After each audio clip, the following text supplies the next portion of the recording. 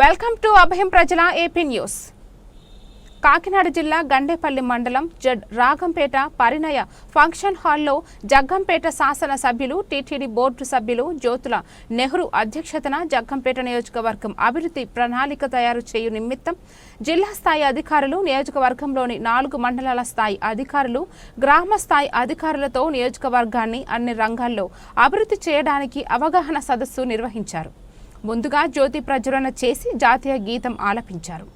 అనంతరం నియోజకవర్గ అభివృద్ధి ప్రణాళిక తయారు చేయు విధానం గురించి వ్యవసాయ శాఖ, నీటిపారుదల శాఖ, పశుసంవర్ధక శాఖ, ఉద్యానవన శాఖ, పారిశ్రామిక శాఖ, ఆరోగ్య శాఖ, స్త్రీ శిశు సంక్షేమ శాఖ, మత్స్య శాఖ, స్వర్ణాంధ్ర, స్వచ్ఛ ఆంధ్ర శాఖ, P4 కార్యక్రమం, విద్యుత్ శాఖ, విద్యాశాఖ, పంచాయతీ రాజ్ శాఖ, రోడ్లు, భవనాల శాఖ, జాతీయ గ్రామీణ ఉపాధి పథకం శాఖ, గృహ నిర్మాణ శాఖల యొక్క పనితీరు ప్రణాళికలపై విశ్లేషణ కార్యక్రమం నిర్వహించారు.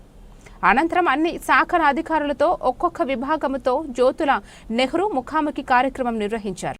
ఈ కార్యక్రమంలో ఎంపీపీలు తోట రవి, అత్తులూరి నాగబాబు, తోట గాంధీ, ఎస్వీఎస్ అప్పలరాజు, ఆర్యవైశ్య డైరెక్టర్ కొత్త కొండబాబు, పుష్కర చైర్మన్ అడబాల భాస్కరరావు, ఏలేరు చైర్మన్ బస్వ వీరబాబు, మండల అధ్యక్షులు పోతుల మోహనరావు, మారిశెట్టి భద్రం, చదరం చంటేబాబు, క్లస్టర్ ఇన్ఛార్జీలు, జిల్లా స్థాయి అధికారులు, నియోజకవర్గంలో 4 మండలాల ఎంఆర్ఓలు, ఎంపీడీఓలు, మండల వ్యవసాయ అధికారులు, ఏపీఓలు, విద్యుత్ శాఖ అధికారులు, ప్రభుత్వ వైద్యులు, వెటర్నిటీ డాక్టర్లు, అంగన్వాడీ గ్రామ స్థాయి నుండి జిల్లా స్థాయి వరకు దాదాపు 1000 మంది అధికారులు పాల్గొన్నారు.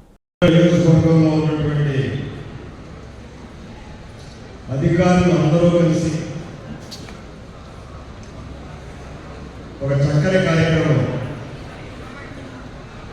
జిల్లా అధికారులతో సమైక్యంగా ఏ డిపార్ట్మెంట్ బాధ్యతలు ఏంటి అనే సవివరంగా వివరించుకుంటూ ఒక అవగాహనతో పనిచేయడానికి అవకాశం ఉండే విధంగా ఏర్పాటు చేసినటువంటి సమావేశానికి వేదిక అలంకరించిన జిల్లా అధికారులందరికీ, అలాగే అత్యున్నత మహారథులైనటువంటి రాజకీయ నాయకులకి, ఈ కార్యక్రమానికి కార్యవర్గులు, భవిష్యత్ రేపటి నుంచే యుద్ధ ప్రతిపాదించిన జగ్గంపేట నియోజకవర్గానికి అభివృద్ధి పథంలో ముందుకు నడిపించడానికి కారణభూతులు అవబోతున్నటువంటి, అంటే ఇవాళ చేయలేదని కాదు, అధికార జగ్గంపేట నియోజకవర్గ ఉద్యోగ సోదరులందరికీ కూడా పేరు పెట్టిన హృదయపూర్వకమైనటువంటి అలాగే పత్రికా సోదరులకి, మీడియా సోదరులకి ప్రత్యేక ధన్యవాదాలు. ఈరోజు మనం చేస్తున్నటువంటి సమీక్ష సమావేశం మీకు అవగాహన లేదని మాత్రం కాదు, మరింత బాధ్యతతో కూడుకున్నటువంటి విధంగా మనం పనిచేయడం కోసం అందరూ ఒక్కసారి ఒక దగ్గరికి చేరి ఒక రోజంతా కలిసి నియోజకవర్గాన్ని సమన్వయంతో అభివృద్ధి చేయడానికి ఏ రకంగా ప్రణాళికలు తయారు చేసుకోవాలనేటువంటి ఆలోచనతో పెట్టుకున్నటువంటి ఈ సమావేశం. అంతేగాని మీరు అందరూ కూడా విజులే, ఎవరి డిపార్ట్మెంట్లో వాళ్ళ పూర్తి అవగాహనతో వాళ్ళ బాధ్యతలను సమర్థవంతంగా నిర్వర్తించగలిగేటటువంటి అవగాహన ఉన్నటువంటి వారే. అయినప్పటికీ మనం ఒక డిపార్ట్మెంట్ మీద ఒక డిపార్ట్మెంట్కి అవగాహన ఉండాలి. ఇవాళ ఉదాహరణకి వ్యవసాయ శాఖ ఉంది. వ్యవసాయ శాఖకి, అలాగే పశుసంవర్ధక శాఖ, అలాగే ఇరిగేషన్ శాఖ, ఈ 3 అనుసంధానం అవ్వాలి. పశుసంవర్ధక శాఖ చాలా ప్రధానం. ఎందుకంటే వ్యవసాయంతో పాటు పాడి పరిశ్రమని అభివృద్ధి చేయగలిగితే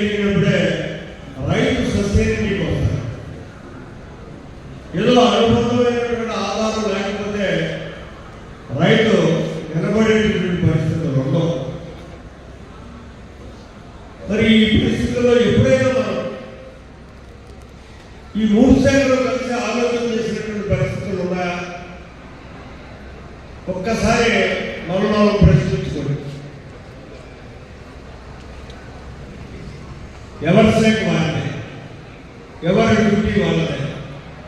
నా డ్యూటీ నేను సక్సెస్ఫుల్గా చేస్తున్నాను అనేటటువంటి విధానం తెలుసుకోవడంలో చిన్న విధానం మనకి నిన్న ధాన్యం ఉన్నాయి, అకాల వర్షాలు వచ్చాయి, ధాన్యం తడిచిపోయి దానికి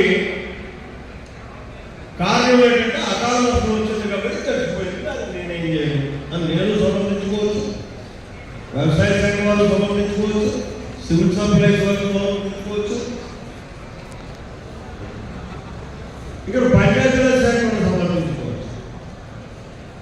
దానికి కారణం ఏంటంటే మనం విశ్లేషించుకున్నట్టయితే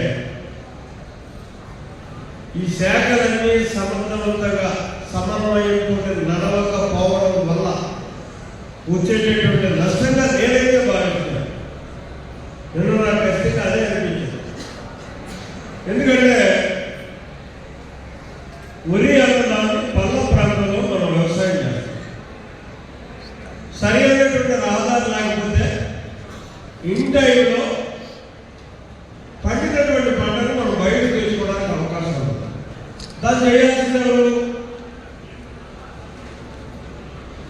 రోడ్లు వేయాల్సిన వారు పంచాయతీరాజ్ శాఖ అవగాహన. నేను చెప్తే చేయడం కాదు, ఎక్కడ ఏ అవసరంలో గుర్తించాల్సినటువంటి బాధ్యత అధికారులుగా కింద స్థాయి అధికారికి ఉన్నారు. జిల్లా స్థాయి అధికారికి అవగాహన ఉండదు. ఆయన చేయడానికి అడ్మినిస్ట్రేటర్ అంటే మనతో చేయించడానికి చెయ్యడానికి ఆయన చేసే డ్యూటీ ఉంటుంది. ఇక్కడ క్రింద స్థాయిగా ఉన్నటువంటి మీరు ఇక్కడ ఈ కార్యక్రమం ఉందని మీరు ఎక్స్పోర్ట్ చేయగలిగితే దాన్ని పై అధికారులు అమలు చేయడానికి అవకాశం. ఆ విధానం రెవెన్యూ లెక్కల్లో మనకు ఉంటాయి క్లియర్గా.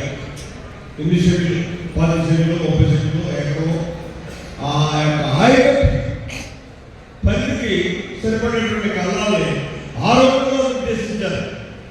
వాటన్నిటిని వాళ్ళు ఆక్రమించేశారు. సరైనటువంటి కళ్ళాలు లేక, దాన్ని ఆలోచించుకోవడానికి అవకాశం లేక ఇవాళ రైతులు నష్టపోయారు. అటువంటి పరిస్థితిని మళ్ళీ మనం ఇవాళ తెచ్చుకోవాలనుకుంటే ఆ ఆలోచన మీ నుంచి రేకెత్తింది. మీరు చెప్పాలి ఈ అవసరం ఉంది. ఇవాళ నూతన టెక్నాలజీ వ్యవసాయ శాఖ ఉంది. వ్యవసాయ శాఖ కానీ ప్రధానంగా ఇవాళ సివిల్ సప్లైస్ కానీ అలాగే పంచాయతీరాజ్ శాఖ, ఈ మూడు పంచాయతీరాజ్ శాఖ ఇవ్వాలి.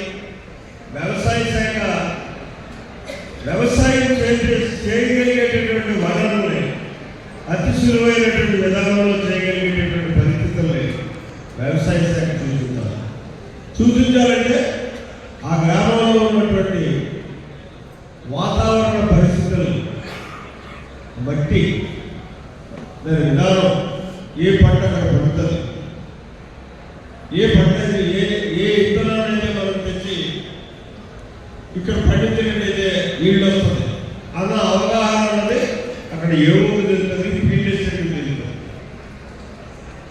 ఏడీ గారికి తెలియదు, జేడీ గారికి తెలియదు.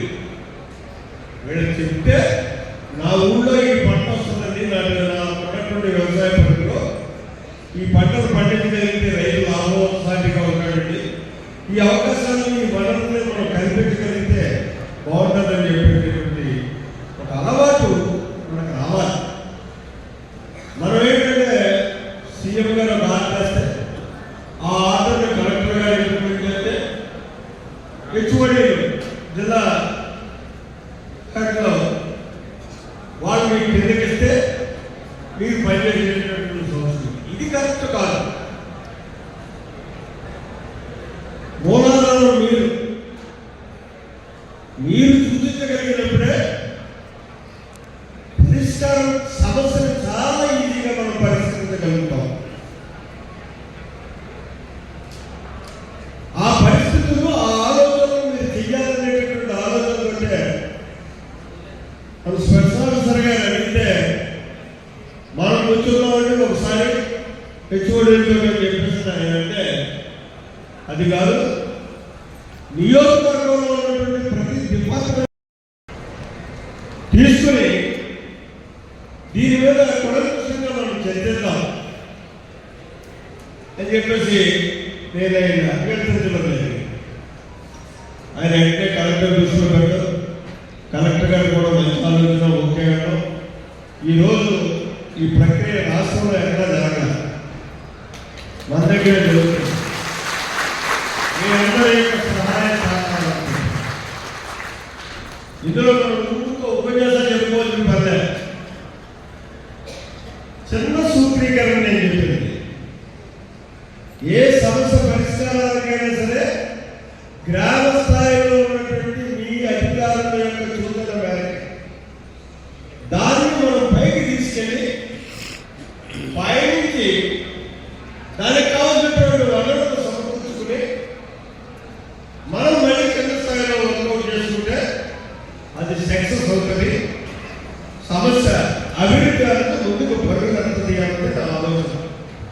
దాన్ని పాటించమని చెప్పేసి మనందరినీ కూడా సవినయంగా కోరుకోవడం కోసం ప్రధానంగా ఈనాడు ఈ కార్యక్రమాన్ని పెట్టడం జరిగింది.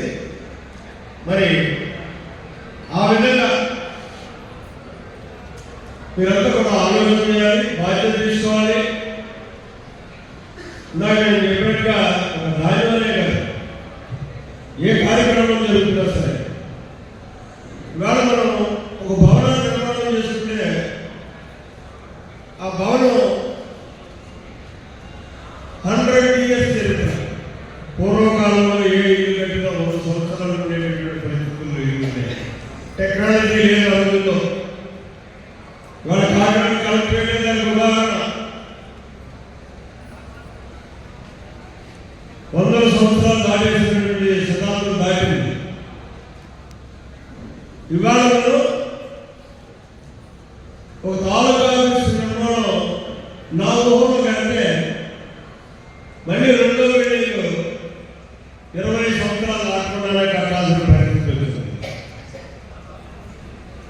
ఇంత